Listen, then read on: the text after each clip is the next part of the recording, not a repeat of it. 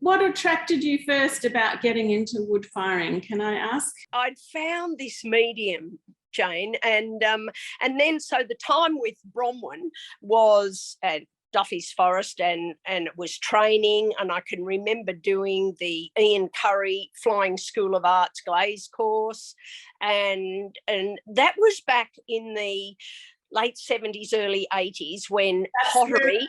And we met. Yes, and that's where we met. Exactly, Jane. You were with Andrew, and then I was with Bromwell. Yes. And I, once there was lots of making and learning, but then I, looking at books and meeting Janet Mansfield, because Brom was heavily involved in the pottery in Australia then.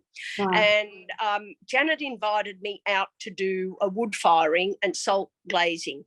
Wow. And I won't forget it. It was as soon as I was there and we were firing with wood, I knew that, that's what I wanted to do.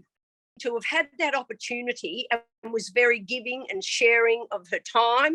And there was a group of women, we used to go out and fire the kiln, but even still, asking questions with Janet, why does this happen? Why does that happen? And, I think it's that connection to the land and to know what different materials will do. And it doesn't necessarily mean you have to make your whole clay body out of local materials, because that is a challenge in itself, in that you need a large digger to be able to excavate that amount of clay. And honestly, Jane, clay and the composition can change within such a short span.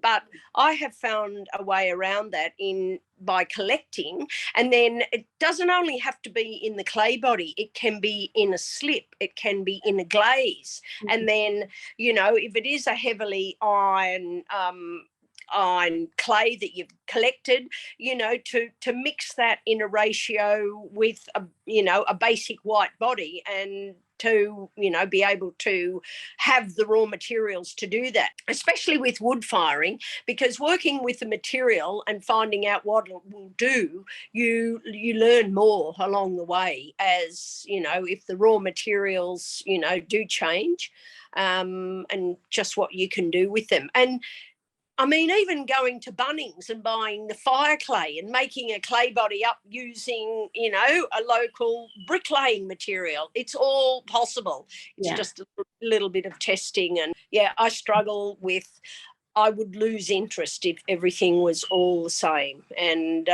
that's another thing that's really captured my attention, with wood firing. I think our students are going to be really fascinated to hear more about this, particularly because the issues of sustainability, climate change obviously is driving a lot of this, but I think people, even in our generation, we were driven by the same kinds of desires to experiment with our local landscape, what was local, to avoid transport costs and all the associated things. But I think even more perhaps these days, young people are very, very keen to learn about foraging and how you assess whether something is a good clay or not, and how you test all the ashes and things. So we'll really look forward to picking your brains about all of that when you come down to the workshop. Thank you so much. Oh, my pleasure, Jane, my pleasure.